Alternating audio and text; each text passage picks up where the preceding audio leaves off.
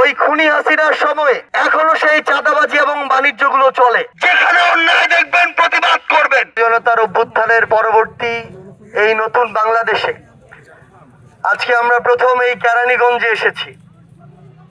আমরা প্রথমেই আপনাদের কাছে দুঃখ প্রকাশ করছি এ কারণেই যে এই অভ্যুত্থানে কেরানীগঞ্জের মানুষের, কেরানীগঞ্জের ছাত্র জনতার যে অবস্থান ছিল, অবদান ছিল, সেই জায়গা থেকে সেই ছাত্র জনতার কাছে আমাদের আরো আগেই আসা উচিত ছিল। আমরা আপনাদেরকে শুধু আমাদের জায়গা থেকে একটি কথাই বলতে চাই যে এই ঢাকা জেলার যে কয়েকটি গুরুত্বপূর্ণ জায়গা রয়েছে তার মধ্যে অন্যতম একটি জায়গা এবং যেটি ঢাকা জেলার অনেকটা হৃৎপিণ্ডের মতো কাজ করে সেটি হচ্ছে এই কেরানীগঞ্জ। আমরা আজকে যখন এই কেরানীগঞ্জে আসছিলাম, আমরা আসলে প্রথম আসা উপলক্ষে রাস্তার দুই ধার অবকাঠামো এগুলো দেখতে দেখতে আসছিলাম। আমরা কেরানীগঞ্জের খবরগুলো খুঁজতে খুঁজতে আসছিলাম, কিন্তু এই অভ্যুত্থান পরবর্তী সময়ে আমাদের কাছে দুঃখের বিষয় এটাই যে আজ থেকে ৬-৭ মাস আগে ওই খুনি হাসিনার সময়ে এই কেরানীগঞ্জে যেমন বিভিন্ন প্রজেক্ট, বিভিন্ন জায়গা, বিভিন্ন প্লট নিয়ে বাণিজ্য চলতো, এখনো সেই চাঁদাবাজি এবং বাণিজ্যগুলো চলে। আমরা আমাদের জায়গা থেকে দেখতে পেলাম যে যারা বিগত সময়গুলোতে হয়তো কেউ বছর ধরে, হয়তো কেউ যুগ ধরে অভুক্ত ছিল, তারা এখন অনেকটা দুর্ভিক্ষের মতো বুভুক্ষ হয়ে উঠেছে। আমরা আস্তে আস্তে দুই পাশে দেখছি যে কেরানীগঞ্জের যে একটি সুন্দর রাস্তা রয়েছে আসার, কিন্তু দুই পাশে যে খালগুলো প্রত্যেকটা এক একটা হয় ডাস্টবিনের মতো মনে হচ্ছে, না হয় নর্দমার মতো মনে হচ্ছে। অথচ এই খালগুলো যদি সুন্দরভাবে খনন করা যেত তাহলে হয়তো এই কেরানীগঞ্জ একটি পর্যটন স্পট হয়ে উঠতে পারত।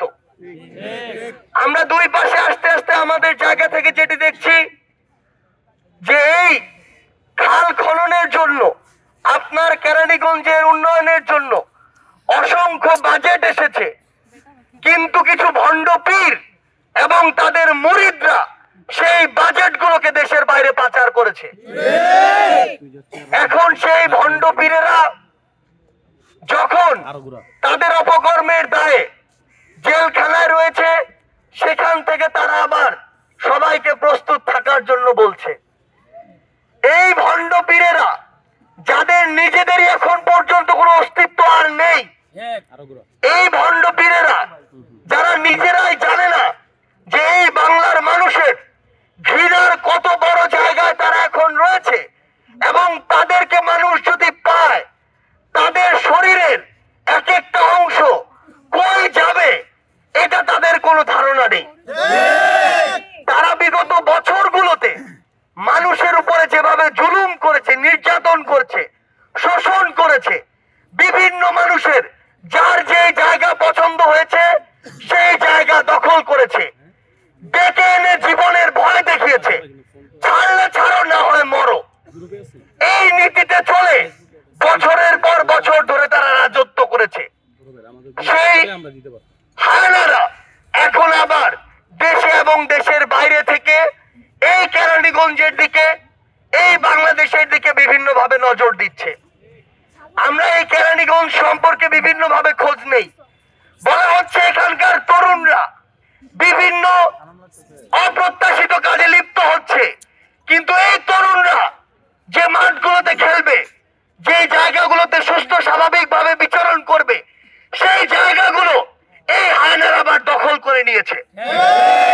অর্থাৎ একটা সুস্থ স্বাভাবিক জীবন এই কেরানীগঞ্জে গড়ে ওঠার জন্য যে উপাদানগুলো প্রয়োজন ছিল সেগুলো তারা তাদের জায়গা থেকে দখল করেছে, আবার তারা তাদের জায়গা থেকে এই কেরানীগঞ্জকে বিভিন্নভাবে যতভাবে শোষণ করা যায় শোষণ করেছে, আবার তারা কেরানীগঞ্জে ফিরে আসার তারা ব্যক্ত করছে। আমরা আমাদের জায়গা থেকে শুধু একটি কথাই বলি, এত রক্ত আর জীবনের বিনিময়ে যে স্বাধীনতা, সেই স্বাধীনতার পূর্বে এবং পরে যারা এই কেরানীগঞ্জকে নিয়ে খেলার চেষ্টা করবে, আপনারা যারা এই অভ্যুত্থানে নেতৃত্ব দিয়েছেন, আপনারা আগামীর এই কেরানীগঞ্জে নেতৃত্বের হাল ধরতে প্রস্তুত থাকুন। আপনারা যদি আবার সেই সাহস দিয়ে কেরানীগঞ্জের মাটিতে দাঁড়ান, হয়তো প্রথম দিন 100 জন দাঁড়াবেন, কিন্তু এই সংখ্যাটা কয়েকদিনের ব্যবধানে কয়েক হাজারে পরিণত হবে, এই সংখ্যাটা মাসের ব্যবধানে লক্ষে পরিণত হবে। যেমন ভাবে ওই 5ই জুন থেকে শুরু করে 5ই অগাস্টে কয়েকশো ছাত্র জনতা থেকে কয়েক কোটি ছাত্র জনতা রাজপথে নেমেছিল।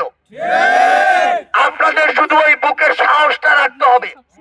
একটা জিনিস মনে রাখবেন, এতদিন আমাদেরকে ব্যবহার করা হয়েছে, আমরা আর প্রশ্রয় দেয়নি, রাজপথে নেমেছি, কিন্তু রাজপথে নামার পরে আমরা যে নতুন বিজয় পেয়েছি, এই বিজয়ের পর যেন আমাদের কেউ ব্যবহার না করতে পারে।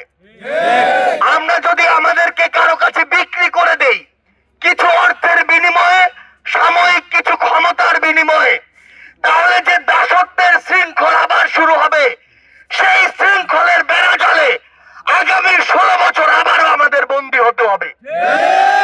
তাই আপনাদেরকে অনুরোধ করব, এই কেরানীগঞ্জের যারা বীর ছাত্র জনতা আছেন, আপনারা আপনাদের